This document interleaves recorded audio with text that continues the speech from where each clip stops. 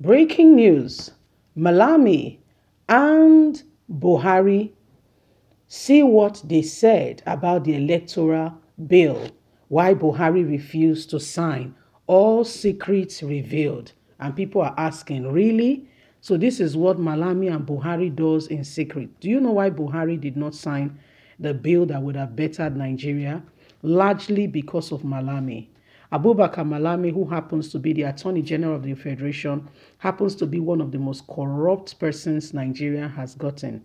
I'm not saying it's the only one of, and it's too much, and guess what? With all that is being said, nothing is happening to him. If a man cannot punish another man, the only person who can truly punish that man is God. Oh. I tell you sincerely, the only person who can help you with that person is God Almighty himself. So these are some of the things we are seeing. The people you think mean well for the people, when you hear what they are doing, how they are going about things, you say fear of God will catch you. Say, really? Yes, so my brothers, my sisters, now really, now so the matter be. Please do not forget to give us a thumbs up, like us, share, subscribe. Let's get all the details. AGF Malami backs Buhari, says electoral bill too expensive. The Attorney General of the Federation, Abubakar Malami, said the amended electoral bill is expensive, supportive of insecurity and discrimination. This, according to him, is the reasons enough for President Muhammadu Buhari to refuse to sign the bill into law. Malami, who made this position known in a phone-in program on Radio Kano, maintains that the electoral bill had expenses cost implication. According to him, the new electoral bill has not captured the interest of all Nigerians because it will further create more crisis in the political space. What you should understand about the leadership of the country, most especially as it regards President Muhammadu Buhari, on any law presented to him for signing, the president is entitled to certain right. When you talk about politics, he has right. If you talk about the economy, business, community, he also has right on him. If you are talking about 60% Nigerians that are not politicians, you are talking about the economy, he also has right. If you are talking about security, there is also what is expected of him. The president has to consider sustainable laws. The job of the president is that of politics, economy, business, security, legislation, politicians, and non-politicians alike. This is because the leadership of the country is not the politicians alone. It is leadership that affects the social life of the people, their religion, economy, society, security, and others. This is contrary to the leadership of the legislators, which is solely political. He explained that the lawmakers are only concerned about their political inclination, while the president is concerned about the entire lives of Nigerians, made up of politicians and non-politicians alike. He said this is what the legislators fail to understand. Any bill signed into law by the president must be in the interest of all Nigerians, irrespective of their inclination, Malami has said.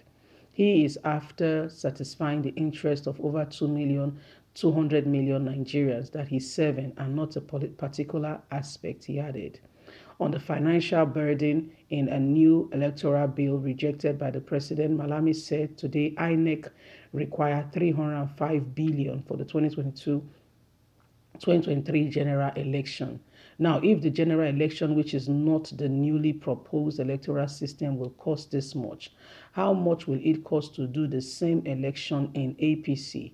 It might cost up to 200 billion because it will involve everybody. So that is why the president has used discretion. So this is Malami and President Muhammadu Buhari. This is how they roll. You think you have people who are fostering your interests. Should I tell you the truth? To a large extent, the answer is no.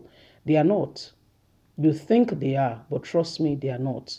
They are there for their own interests, for their own self, and whatever satisfies them. Malami knows.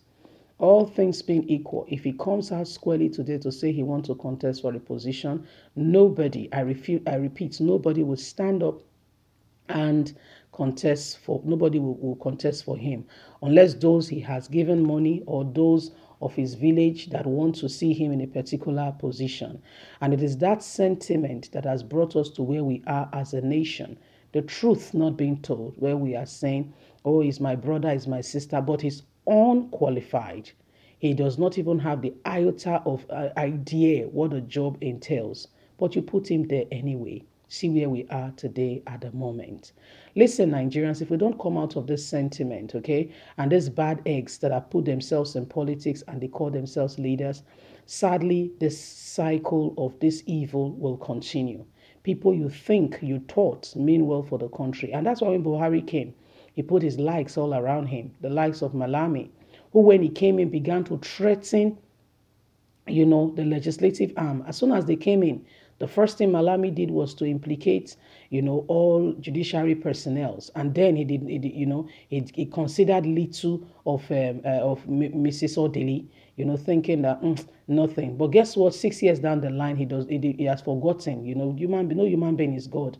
That after the very person who is the most chief justice in Nigeria, by the way, he did not go to a regular Nigerian law school. Yet, he's the one. He went to an Islamic law school. Please find out, investigate. Okay, not the conventional law school, not MBA. Yet is the most senior person. And you tell me Nigeria is going to change in a hurry? Please give me another reason.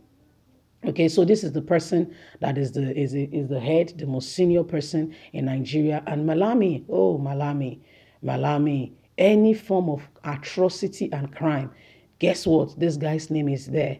Every form of everything that is dubious, shady, people not doing things well. Sadly, your attorney general is there. And this is the man working together with Buhari to ensure, that they do some things to Nigerians. And what they are doing today, you and I can clearly see. Okay, so these are some of the things ongoing in our very eyes, our very space today. Like, guys, things must change. But how will it change? You and I rising up to the occasion and saying enough is enough. We're not going to stand back and allow some of these things that they continue to throw at us to continue. The time for that change is now. Is a decisive one, is a meaningful one, is an intentional change where people are working at it. They are not being, we're not being sarcastic, we're being visionary, to ensure that we do this. Leave us a comment. We would love to hear from you. Please do not forget to like us, share, subscribe. Click on the notification button so you can get all our latest news. Bye for now. God bless.